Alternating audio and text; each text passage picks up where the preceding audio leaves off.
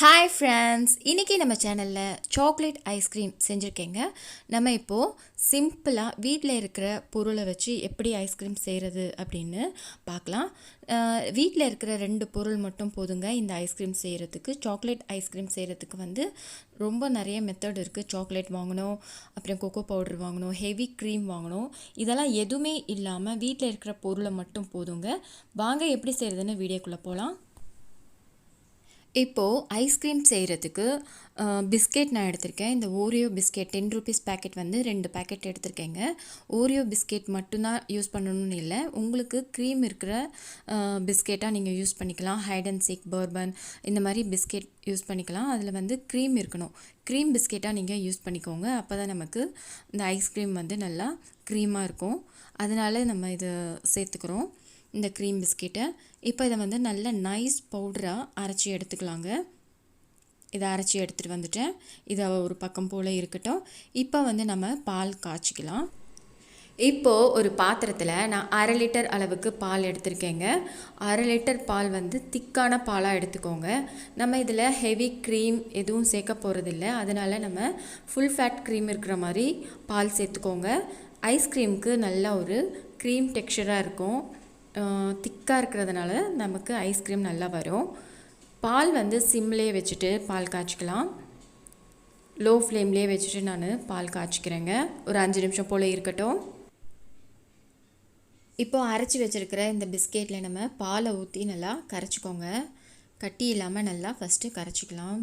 பிஸ்கெட்டை கரைச்சி எடுத்துக்கலாம்.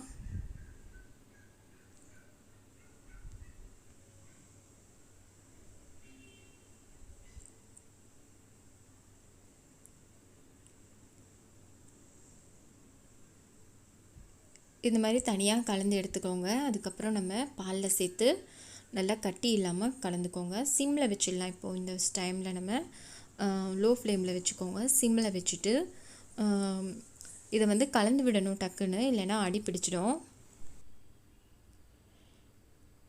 இப்போ இந்த பாலும் பிஸ்கெட்டும் நல்லா கலந்து விட்டுக்கோங்க. கட்டி இல்லாமல் பார்த்துக்கோங்க. இப்போ கட்டியில் இருந்தாலும் ஒன்றும் பிரச்சனை இல்லை, நம்ம மிக்சியில் பிளெண்ட் பண்ண தான் போகிறோம்.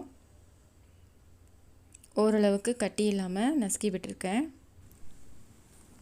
நல்லா லோ ஃப்ளேமில் வச்சுட்டு பால் நல்லா கிண்டிக்கிட்டே இருங்க, இல்லைனா அடி பிடிச்சிடும். நம்ம போட்டிருக்கிற பிஸ்கெட் கட்டி கட்டியாக ஆகிட்டே இருக்குது பாருங்கள்.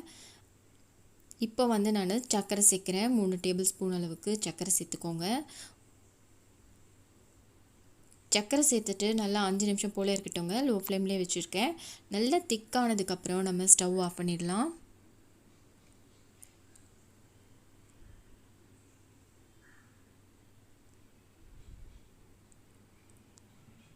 இப்போ பார்க்க தண்ணி மாதிரி தான் இருக்கும், ஆறுனதுக்கப்புறம் கெட்டியாகிடுங்க. இப்போ ஸ்டவ் ஆஃப் பண்ணிடுறேன்.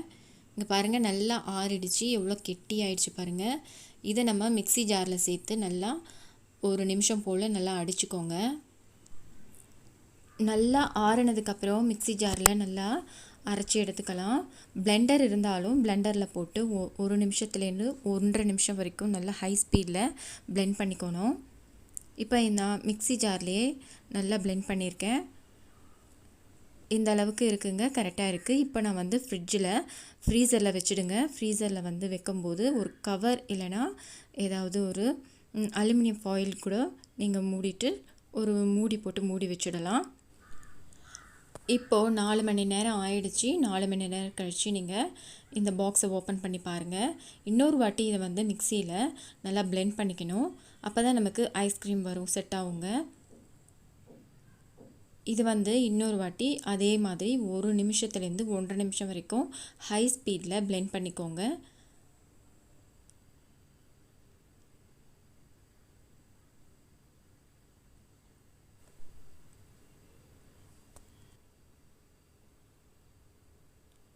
இப்போது நல்லா அரைச்சி எடுத்துகிட்டு வந்திருக்கேங்க. இது அதே பாக்ஸில் நம்ம போட்டு மூடி வச்சு நம்ம இப்போ நைட்டு ஃபுல்லாக வைக்க போகிறேன். ஒரு 8 மணி நேரம் ஃப்ரீசரில் வச்சிடலாம். அதே மாதிரி மேலே ஒரு கவர் போட்டு நல்லா டைட்டாக மூடி வச்சுடுங்க. மூடி இருக்கிற பாக்ஸ் மாதிரி இருக்கணும், அப்போ தான் நமக்கு ஐஸ்கிரீம் நல்லா செட் ஆகும். நம்ம மேலே கவர் போடுறதுனால ஃப்ரோசன் ஆகாமல் இருக்கும், அதுக்காக தான் நான் கவர் போடுறேன். ஃப்ரிட்ஜில் வந்து ஓவர் நைட் வச்சுருக்கேங்க. காலையில் தான் நான் இதை ஓப்பன் பண்ணுறேன். அப்போ தான் நல்லா நமக்கு ஐஸ்கிரீம் செட் ஆகிருக்கும். இதை ஓப்பன் பண்ணி பார்க்கலாம். வாவ், ஐஸ்கிரீம் ரெடி ஆயிடுச்சிங்க. இப்போ வந்து எல்லார் வீட்லேயும் ஐஸ்கிரீம் ஸ்கூப் இருக்காது. அதனால் ஒரு கரண்டி எடுத்துக்கோங்க. வெதப்பான தண்ணியை நினச்சிட்டு இந்த மாதிரி ஐஸ்கிரீம் ஸ்கூப்பில் எடுக்கிற மாதிரியே எடுங்க. நல்லா வரும். கரண்டியால் எடுக்கிற மாதிரியே இருக்காது. ஐஸ்கிரீம் ஸ்கூப்லேயே நல்லா வந்துடும். இது மேலே நான் சாக்கோ சிப்ஸ் போட்டு நான் இப்போது சர்வ் பண்ண போகிறேன். வீட்டில் சாக்கோ சிப்ஸ் இல்லைனா சாக்லேட் இந்த மாதிரி இருந்ததுன்னா மேலே துருவி சாப்பிட்லாம். இன்னும் நல்லா டேஸ்ட்டாக இருக்கும். வெறும் பாலும் பிஸ்கெட்டும் அதை வச்சு மட்டும் உங்களுக்கு இந்த ஐஸ்கிரீம் செஞ்சு காமிச்சிருக்கேங்க. இந்த வீடியோ உங்களுக்கு பிடிச்சிருக்கும்னு நம்புகிறேன். பிடிச்சிருந்தா உங்கள் ஃப்ரெண்ட்ஸ் ரிலேட்டிவ்ஸ் எல்லாருக்கும் ஷேர் பண்ணி விடுங்க. மறக்காமல் சென்னை லஞ்சுக்கு சப்ஸ்கிரைப் பண்ணுங்கள். அடுத்த ஒரு சூப்பரான இன்ட்ரெஸ்டிங்கான ஒரு ரெசிபியில் உங்களை வந்து பார்க்குறேங்க. இந்த வீடியோ பார்த்த அனைவருக்கும் நன்றி.